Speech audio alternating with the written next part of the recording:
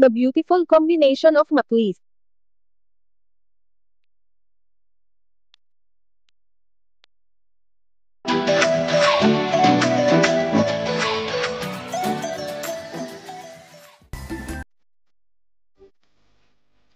Makoy de Leon and Elise Roson trip to Tanay Rizal.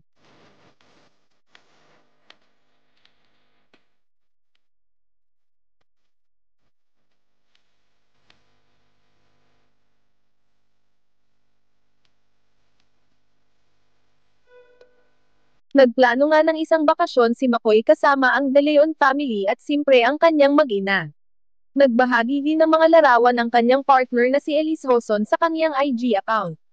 Makikita dito ang masayang pamilya ng De Leon family. At siyempre hindi mawawala ang ubod ng cute nilang baby na si Felice Mackenzie. Inilagyan pa ito ng caption ni Elise na, "The beautiful combination of Maclis."